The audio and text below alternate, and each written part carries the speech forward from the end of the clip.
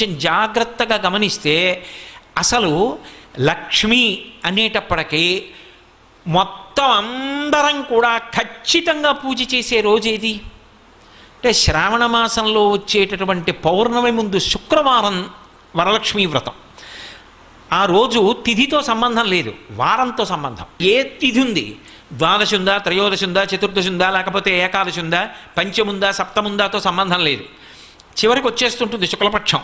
పౌర్ణమి ముందు శుక్రవారం ఏమొస్తుందో ఆ శుక్రవారం నాడు వరలక్ష్మీ వ్రతం చేస్తారు. వరలక్ష్మీ వ్రతం చెయ్యడానికి అసలు ఈ వ్రతం ఉన్నది అని మొట్టమొదట లక్ష్మీదేవి ఎవరికి చెప్పింది? చారుమతికి చెప్పింది. తెల్లవారు లేస్తే మనం కథ చదువుతాం. చారుమతి ఆ మాటకు అర్థం ఏమిటి? నిజానికి అద్భుతమైనటువంటి పేరు, ఆడపిల్లలకి పెట్టడానికి పరమయోగ్యమైనటువంటి పేరు చారుమతి. ఎంత చక్కటి పేరు! చారు అంటే సత్, మంచి అని, చాలా చక్కటి ఆలోచన కలిగినది, విశాల బుద్ధి కలిగినది. మతి బుద్ధి, మంచి బుద్ధి కలిగిన పిల్ల, దానికి అర్థం చారుమతి. చారుమతి నిద్రపోతుంది. నిద్రపోతున్నటువంటి చారుమతి కలలోకి వచ్చింది లక్ష్మీదేవి. వచ్చి కల్పం చెప్పింది, ఇలా చెయ్యి పూజమ్మా, నా పూజ నిన్ను అనుగ్రహిస్తానమ్మా అంది. ఎందుకు చెప్పింది అంటే వ్యాసుల వారు పురాణంలో కొన్ని విషయాలు చెప్పారు. చారుమతినే ఆవిడ ఎందుకు ఎంచుకుంది అంటే ఆవిడ పతివ్రత, మహాపతివ్రత. మహాపతివ్రత అంటే ఎప్పుడు భర్తని అనుగమిస్తుంది. ఏ పని చేసినా భర్త సంతోషిస్తాడా సంతోషించడా అది ఆలోచిస్తూ ఉంటుంది. ఆమెకి ఆ పతి శుశ్రూష యందు రత అంటే అంతకన్నా సంతోషం ఆవిడికి ఇంకొకటి లేదు. ఇంటి ఇల్లాలుగా 10 మందికి అన్నం పెట్టడంలో, 10 మందిని ఆదరించడంలో, ఆ ఇంటి యజమానికి కీర్తి తేవడంలో, ఆ ఇంటికి లక్ష్మీ కటాక్షం కల్పించడంలో ఒక ఇంటి ఇల్లాలికున్నటువంటి ప్రాముఖ్యత నిజానికి పురుషునికి లేదు. నేను పరమ సత్యం చెప్తున్నాను మీతో. పురుషుడిదా ఐశ్వర్యం, ఇంటి ఇల్లాలిదా అంటే ఐశ్వర్యము ఇల్లాలిదే. తెలిసి తెలియక అమాయకత్వంతో ఏదో తక్కువ అనుకుని మాట్లాడేస్తూ ఉంటారు. అసలు నిజానికి వాళ్ళకి వేసినంత పెద్దపీట పురుషుడికి శాస్త్రం వెయ్యలేదు. ఎందుచేత అంటే నా ఇంటికి ఒక అతిథి వచ్చాడు అనుకోండి, నా ఇంటికి అతిథి వస్తే ఆ అతిథి కడుపు నిండా అన్నం తిని వెళ్ళాడన్న తృప్తి నాకు దేని చేత కలుగుతుంది? నా పత్ని సంతోషంగా అన్నం వండి 4 పదార్థాలు చేసి వచ్చిన వాళ్ళకి కొసరి కొసరి వడ్డించి కడుపు నిండా పెడితే ఆయన 4 మాటలు త్రేయించాడు అనుకోండి, ఆ త్రేణుపులు ఉన్నాయా అని వింటూ ఉంటాట పూజామందిరంలోంచి ఈశ్వరుడు. నన్ను నమ్ముకున్నవాడొకడు ఈ ఇంట్లో కూర్చుని త్రేయించాడు, కాళ్ళు కడుక్కుని చేతులు కడుక్కుని వెళ్ళాడు. ఆయన త్రేణుపు వినపడింది, దాన్ని లెక్కలోకి తీసుకుంటాట ఐశ్వర్యాన్ని నిలబెట్టడానికి. మనం తినడం కాదు, ఇంటికి వచ్చిన అతిథి త్రేయించి వెళ్ళాడా? మీరు చెప్పండి, అది నా చేతిలో ఉందా, నా భార్య చేతిలో ఉందా? నేను ఇన్ని ఉపన్యాసాలు చెప్పచ్చు. ఇంటికి వచ్చిన అతిథికి అన్నం, అయ్యా కూర్చోండి అన్నం వండుతానన్నాను అనుకోండి, ఆయన ఏమంటాడు? అయ్యో ఎందుకంటే ఏం పర్వాలేదు, నాకు వీళ్ళు కూడా తెలిసిన వాళ్ళు ఉన్నారు, తప్పకుండా రమ్మని నిగ్రహించారు, ఇంకొక మాట వస్తానులేండి అంటాడు. ఎందుకని? ఆవిడేమో కోపంగా అటు ఇటు తిరుగుతోంది అనుకోండి, రోజు ఎవడోడు వస్తాడు ఏమిటి పిచ్చి కూడా అని. ఆయన వండుతానన్నాడు అనుకోండి, ఆ ఇంటి అతిథి అన్నం ఎందుకు తింటాడు? అదే అన్నయ్య గారు మీరు వెళ్ళడానికి వీలు లేదు, మీరు రావడం మా అదృష్టం, మీరు ఇవాళ చెల్లి చేతి భోజనం తిని వెళ్ళవలసిందే, అనుబంధం కూడా కలిపి నేను పెడతాను మీరు తినవలసిందే అని పరమోత్సాహంతో వండుతోంది అనుకోండి, వచ్చినవాడు కాళ్ళు కడుక్కుని చేతులు కడుక్కుని అనుష్ఠానం చేసుకుని వచ్చి ఆ భోజనానికి కూర్చుని సంతోషంగా తింటాడు. ఇప్పుడు నా ఇంట ఒక అతిథి అన్నం తినడం ఎవరి మీద ఆధారపడింది? ఆమె మీద ఆధారపడింది. అంతవరకు ఎందుకు? నా మేనల్లుడు, నా అన్నదమ్ముల బిడ్డలో వచ్చారనుకోండి, వస్తే వాళ్ళకి ఇంత పట్టెడు అన్నం పెట్టాలి, వాళ్ళు కడుపు నిండా తిని వెళ్ళాలి, పెదనాన్న ఇంటికి వచ్చామని, మామయ్య ఇంటికి వచ్చామని. ఎవరి చేతిలో ఉంది? నా చెల్లెలు ఇంటికి వచ్చింది, అది సంతోషంగా పసుపు కుంకం ఓ పట్టుచీర పుచ్చుకుని వెళ్ళాలంటే ఎవరి చేతిలో ఉంది? నా చేతిలో లేదు. ఆ వచ్చిన దానికి ఏమండి మీ తోడ పుట్టింది, ఆ అమ్మాయి సంతోషిస్తే మన ఇల్లంతా సంతోషించినట్టే. శోభన దేవత అండి మన ఇంటికి. ఇంటికి అక్క చెల్లెలు వచ్చింది అంటే పసుపు కుంకం పెట్టకుండా పంపకూడదు. అంతకన్నా అదృష్టం ఏమిటి? మా అన్నయ్య ఇచ్చాడని కట్టుకుంటుంది, పెట్టండి ఇంకో మాట కొనుక్కుంటాను, ఈ పట్టుచీర పెట్టేస్తానని పెట్టింది అనుకోండి, ఎం 70 ఏళ్ళు బతికేవాడు 80 ఏళ్ళు బతుకుతాడు పురుషుడు. నిజానికి ఎవరిది వైభవం అంటే ఇల్లాలిదే వైభవం. ఆవిడ లేకపోతే యజ్ఞం చేస్తాడా, యాగం చేస్తాడా, కడుపున పుట్టిన కూతుర్ని కన్యాదానం చేస్తాడా, ఎడంభుజం మీద ఉత్తరీయం వేసుకుంటాడా? ఆవిడ ఉంటేనే అవన్నీ. ఆవిడ లేకపోతే ఏ పుణ్యకార్యం చేయలేడు. ఇక్కడ సుఖం లేదు, ఊర్ధ్వలోకాలకు వెళ్ళడానికి పుణ్యం లేదు. అన్నీ ఆమె చేతిలోనే ఉన్నాయి. అందుకే గృహలక్ష్మి గృహే గృహే. అసలు ఇంటికి లక్ష్మీదేవి ఎవరు అంటే ఇల్లాలే లక్ష్మి. అందుకే పీటల మీదకి వెళ్ళినప్పుడు పెళ్లి కొడుకు నడిచి వెళ్ళిపోతాడు, పెళ్లి కూతురు నడిచి రాదు, పద్మంలో కూర్చోబెట్టి తీసుకొస్తారు. ఎందుకంటే ఆయన లక్ష్మి, ఆమె నడిచి రాకూడదు. మేనమామలు ఎత్తి తీసుకొస్తారు. అంత సుసంపన్నమైనటువంటి ధర్మం మంది. అటువంటి లక్షణములు కలిగినది చారుమతి కాబట్టి చారుమతికి లక్ష్మీదేవి కలలో కనపడింది. అమ్మా, నువ్వు పతి శుశ్రూష చేయడంలో రమించిపోయేటటువంటి లక్షణం ఉన్నదానివి. పైగా కళావతి సావిదుషి సతతం మంజుభాషిణి, చారుమతి లక్షణాలు చెప్పారు. ఆవిడ కళావతి, కళలో ప్రవేశం ఉంది. భర్తగారు పూజ చేసుకుంటున్నాడు అనుకోండి, నీరాజనం గంట వినిపించింది అనుకోండి, ఆవిడ వచ్చి కూర్చుంటుంది. గీతం శ్రావయామి అన్నాడు అనుకోండి, ఆయన చక్కగా ఆవిడ అక్కడ కూర్చుని ఓ కీర్తన పాడుతుంది.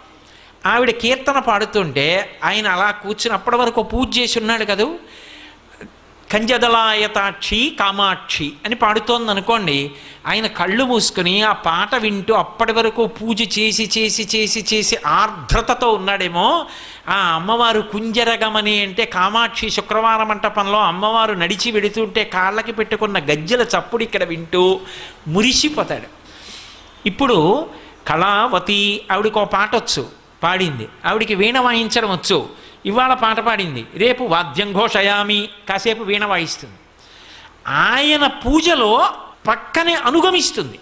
అనుగమించి ఆయనకి ఏం కావాలో ఆయన అడగక్కర్లేదు, అలా అందిస్తుంది. ఇద్దరూ కలిసి తరించిపోతారు. అందుకు చిటికిన వేలు పట్టుకుని నడిచారు ఇద్దరు. అది జీవితంలో ఒక్కరోజు అలా అనుభవించింది లేదనుకోండి, ఏమి దాంపత్యం అని అలా దాంపత్యాన్ని అసలు ఒక్కరోజు అలా కూర్చుని పూజ చెయ్యలేదు, అలా ఆయన అడగలేదు, ఆవిడ ఇవ్వలేదు.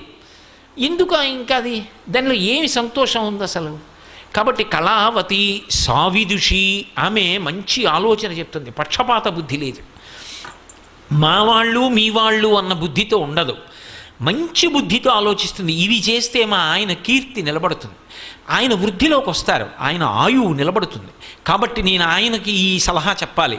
మంచి ఆలోచనలు చెప్తుంది. సావిదుషి సతతం మంజుభాషిణి, ఆమె ఏది మాట్లాడినా కర్కశంగా ఉండదు, పరమ మృదువుగా చిరునవ్వులు నవ్వుతూ చక్కగా మాట్లాడుతుంది. అందుకే అసలు ఒక ఇంటి లక్ష్మిదే ఏ కారణం చేత నిలబడుతుందో తెలుసా? నేను చెప్పట్లేదు ఈ మాట, మహాభారతంలో చెప్పిన మాట చెప్తున్నా. లక్ష్మీదేవి ఏ ఇంట స్థిర నివాసం ఉంటుంది అంటే, ఏ భార్య భర్త కీచులు ఆడుకోరో, అస్తమానం నింద చేసుకోరో. ఆయనకేం తెలుసండి, మా పుట్టింట్లో బోల్డన్ని పూజలు, కానీ ఆయనకేం తెలుసు, నన్ను చూసి నేను మా అత్తారింటికి వచ్చిన తర్వాత నమస్కారం పెట్టాలని నేర్చుకున్నారు అందనుకోండి. ఎందుకు ఆ పూజలన్నీ? ఈశ్వర స్వరూపుడైన భర్తను నింద చేసేదానికి. లక్ష్మీదేవి పూజ చేసి బయటికి వచ్చి భార్యని నింద చేశాడనుకోండి, ఎందుకు ఆ పూజ? నీ ఇంటి లక్ష్మి ఆవిడ సంతోషపడడానికి నువ్వు చేసిన లక్ష్మీ పూజ ఎవరికి పనికి వస్తుంది? వాళ్ళిద్దరూ ఉల్లాసంగా ఉన్నారనుకోండి, సంతోషంగా ఉన్నారనుకోండి, అంతకు మించిన లక్ష్మి ఇంకొకటి లేదు. అందుకే విశ్వనాథ సత్యనారాయణ గారు 1000 పడగ నవల్లో ఒక మరచెంబును అడ్డుపెట్టి దాంపత్యాన్ని చూపించారు. ఎంత ఉన్నది అని కాదు, ఆ ఉన్న రోజులు సంతోషం, ఆ లేని రోజులు మధురమైనటువంటి అనుభూతి. ఆ లేని రోజులు కూడా దాంపత్యంలో మధురమైన చిగురుటాకులు, అవి ఇప్పుడు పండిపోయి పచ్చగా అయిపోయి రాలిపోయి ఇప్పుడు పెద్ద వటవృక్షమై నిలబడ్డారు ఇద్దరు. ఆ చెట్టు కింద ఎందరో బాటసారులు సేద తీరుతున్నారు. కానీ వాళ్ళు అలా వృద్ధిలోకి రావడానికి కారణం వాళ్ళిద్దరి మధ్య ఉన్న అన్యోన్యత, ఆ సంతోషం, ఆ ప్రేమ, ఒకరి మీద ఒకరికి ఉన్నటువంటి ఆ నిండుతనం, దాని చేత లక్ష్మీదేవి నిలబడుతుంది తప్ప అసలు భార్యాభర్తలు ఇద్దరూ అస్తమానం దెబ్బలాడుకునే చోట లక్ష్మీదేవి నిలబడదు. కాబట్టి మంజుభాషిణి, ఒక్కొక్కసారి తిరస్కరించవలసి రావచ్చు, ఇది కుదరదు చెయ్యలేను అని చెప్పవలసి రావచ్చు, ఇది చెయ్యకండి అని చెప్పవలసి రావచ్చు. కానీ అది చెప్పడంలో ఒక అందం ఉంటుంది. అది ఆ సరళంగా మాట్లాడినటువంటి తీరు ఆకర్షిస్తుంది. మీరు ఏదో ఒక విషయం చెప్పాలనుకున్నారనుకోండి, అయ్యా మీరు చెప్పిన ప్రవచనం విని నాకు లక్ష్మీ కటాక్షం గురించి ఒక్క ఆలోచన వచ్చింది, మీతో పంచుకోవచ్చా అని అడిగారనుకోండి. అయ్యో ఏమిటి చెప్పండి అంటాను. మీరు చెప్పిన కన్నా ఇలా కూడా చెప్పచ్చు అనిపించింది అన్నారనుకోండి, నేను ఇప్పుడు పనిలో ఉన్నాను, మీరు తర్వాత మాట్లాడతారు కానీ అంటారు. మాట్లాడడంలో తేడా. మాట చేత దగ్గరికి చేరాలా, మాట చేత దూరంగా పోవాలా అన్నది నిర్ణయింపబడుతుంది. అందుకే ఆ మాట కూడా ఏమిటి అంటే లక్ష్మి. నీకు కటాక్షం ఎందుకు వచ్చింది? ఒకరికి దగ్గరయ్యావంటే మాట తీరు, ఒకరికి దూరంగా పోయావంటే మాట తీరు. కాబట్టి మంజువాదిని, ఆ మాట మాట్లాడడంలో, ఆ మంజులంగా మాట్లాడడం అనేటటువంటి లక్షణం ప్రత్యేకించి గృహిణికి ఎందుకు చెప్పారు అంటే, ఆటు పోటు షాక్ అబ్జార్బర్లు కార్లకే ఎందుకండి అంటే, అదే రహదారి మీద ఎడుతుంది, గోతుల్లో పడుతుంది కాబట్టి. ఇంట్లో తెల్లవారి లేస్తే ఎన్ని విషయాలో చక్కబెట్టేది ఎవరు అంటే ఇల్లాలు. అందుకని ఆమెకి సహనము చాలా ఎక్కువ అవసరం అవుతుందని అంత ఇబ్బందిలో కూడా అలా మాట్లాడగలగడం ఆవిడ గొప్పతనం. మంజుభాషిణి. ఆవిడ పేరు చెప్తే ఆమెని కన్న తల్లిదండ్రులు, ఆమె అత్తగారు మామగారు కూడా మురిసిపోతారట. అందుకే అటువంటి ఆవిడ్ని ఎంచుకుంది తప్ప ఎన్ని లక్ష బిల్వార్చనలు చేసింది, ఎన్ని బంగారు పువ్వులు చేయించింది, లేకపోతే ఇతరత్రా పనులు ఏం చేసింది, ఇవేవీ లక్ష్మీదేవి చూడలేదు అని మీరు గుర్తుపెట్టుకోవాలి.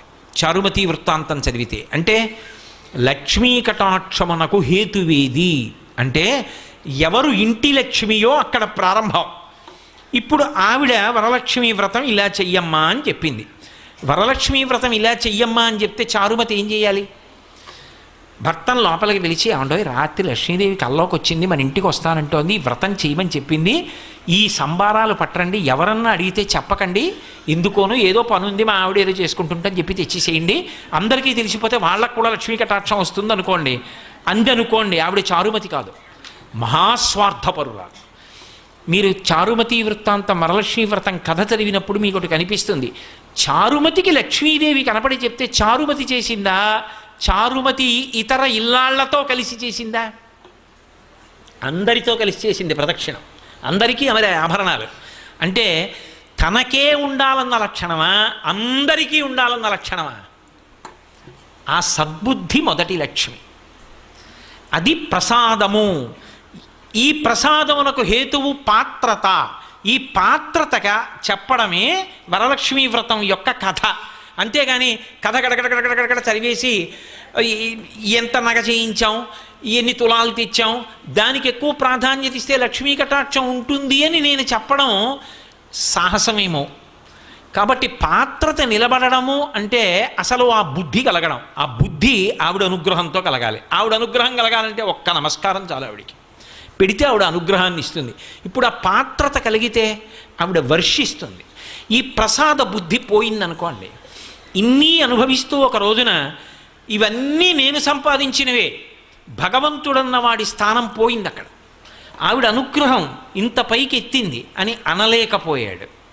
అనలేకపోతే ఆవిడ ఏం చేస్తుందంటే, నువ్వే సంపాదించావు కదూ, ఏది నీ ప్రయత్నమే చేయి వస్తుందేమో అంటుంది. ఇప్పుడు సిరిదా వచ్చిన వచ్చును సలలితముగ నారికేళ సలిలము భంగిన్, సిరిదా పోయిన పోవును కరివెంగిన వెలగపండు కరణిని సుమతి. అప్పుడు బుద్ధి చెప్తుంది. ఇదే విషయాన్ని పురాణంలో భూతద్దంలో పెట్టి జరిగిన కథని చూపిస్తారు మీకు. అందుకే చూడండి, దేవేంద్రుడు, అంతకన్నా లక్ష్మీ కటాక్షం ఉన్నవాడిని ఇంకోటిని చెప్పరు. అంత లక్ష్మీ కటాక్షం ఉన్నటువంటి దేవేంద్రుడు ఒకానొకప్పుడు ఐరావతం మీద వెళ్ళిపోతున్నాడు. వెళ్ళిపోతున్నప్పుడు దుర్వాసో మహర్షి ఎదురుగుండా వచ్చారు. మహానుభావుడైన గొప్ప ఉపాసకుడు, తెల్లవారి లేస్తే భగవంతుణ్ణి అర్చించగలిగినవాడు, భగవంతుని యొక్క అనుగ్రహానికి పాత్రుడైనవాడు. ఆయన ఒక పుష్పహారాన్ని తీసుకొచ్చి దేవేంద్రుడికి ఇచ్చాడు. ఇది భగవన్ నిర్మాల్యం, ఈశ్వరుడి మెడలో వేసుకున్నటువంటి హారం. ఈ హారం తీసుకో ప్రసాదం అని ఇచ్చాడు. ఆయనకి భగవతి ఇచ్చింది. ఆ హారాన్ని ఇంద్రుడికి ఇచ్చాడు. ఎందుకు ఇచ్చాడు అంటే, అది ఇంద్రుడు తీసుకుని కళ్ళకద్దుకొని ఒకసారి తల మీద పెట్టుకుని పక్కన పెడితే ఆ అనుగ్రహం ఆయన యందు ప్రవేశించి ఆ ప్రసాద బుద్ధి చేత ఆయన బాగా నిలబడితే దేవతలు రక్షింపబడితే లోకాలు రక్షింపబడతాయని దుర్వాసో మహర్షి ఆలోచన సద్బుద్ధితో ఇచ్చాడు. ఇదే సత్యనారాయణ వ్రతకథ. ప్రసాదము అనుగ్రహము. అనుగ్రహం అక్కర్లేదండి, భర్త దొరకలేదు. అనుగ్రహం కావాలంది, ప్రసాదం పుచ్చుకుంది, భర్త కనబడ్డాడు.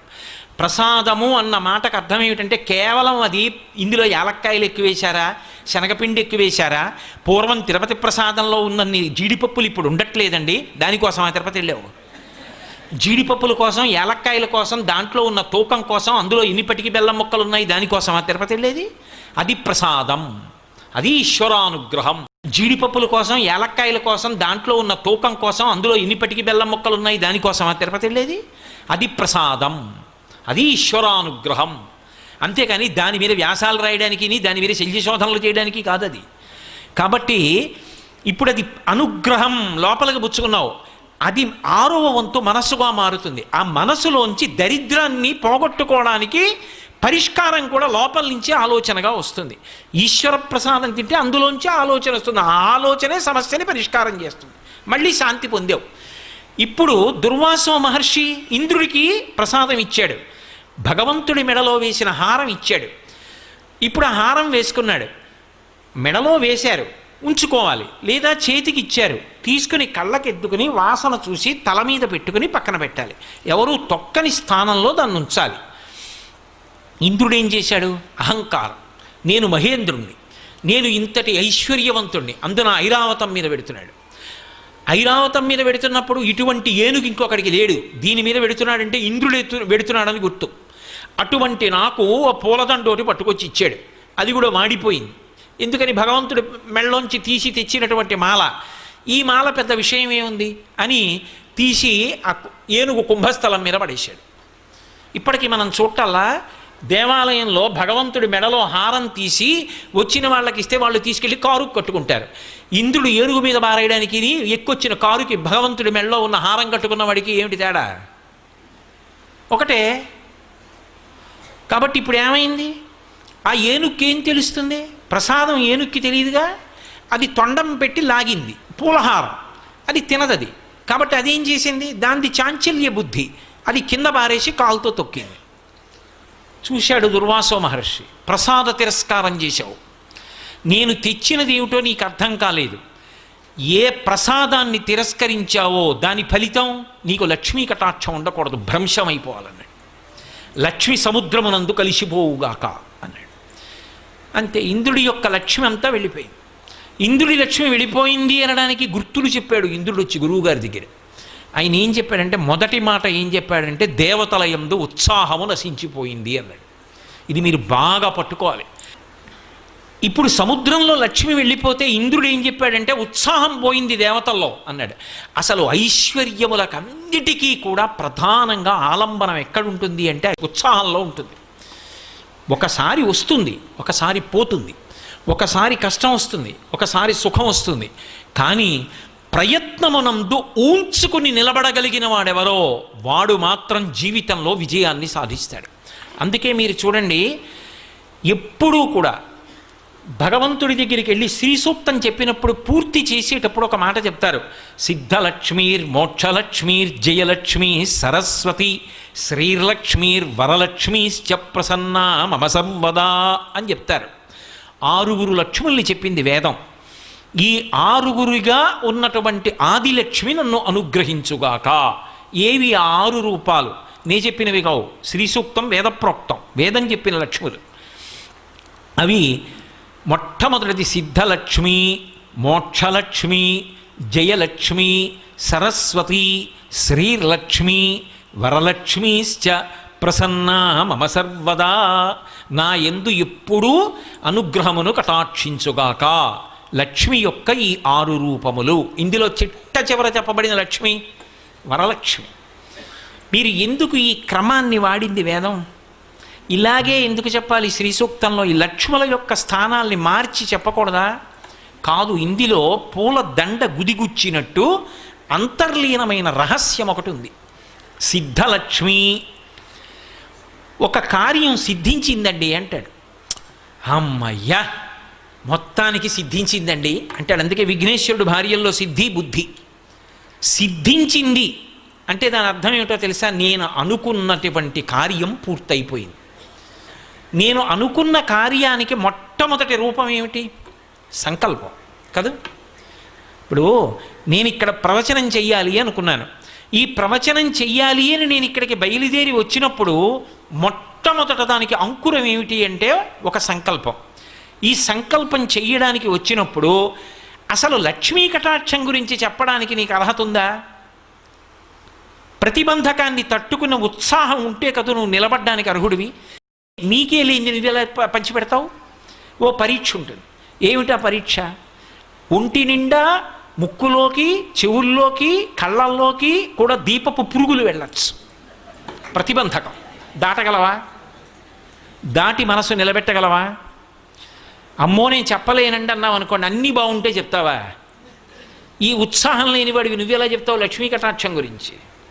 కాదు, అవన్నీ ఉన్నా నాకు ఆవిడ గురించి చెప్పేటప్పుడు జ్ఞాపకానికి రావు. నాకు ఆవిడ గురించే మనసు నిలబడుతుంది. ఏమి ఉండనివ్వండి, ఎన్ని ఖర్చయినివ్వండి, నాకు ఆ చెప్పుకోవడం సంతోషం, 2 గంటలు చెప్పవలసిందే, నేను వెళ్ళను వెనక్కి అన్నాను అనుకోండి, ఆవిడ అనుగ్రహిస్తుంది, చెప్పిస్తానంటూ అని పక్కన కూర్చుని చెప్పిస్తుంది. కాబట్టి ఇప్పుడు ఉద్ధాన పతనాలు అంటే ఒక సంకల్పం మొదలై సంకల్పానికి ఆటుపోటు వస్తాయి. ఒకటి కలిసి వస్తుంది, ఒకటి ప్రతిబంధకం వస్తుంది. ఈ రెండిటి మధ్యలో నలుగుడు పడకుండా నేను సాధించి తీరుతానని తిరుగులేనటువంటి సంకల్పంతో నిలబడగలవా? ఆ నిలబడగలిగితే సంకల్పం పూర్తయిపోతుంది.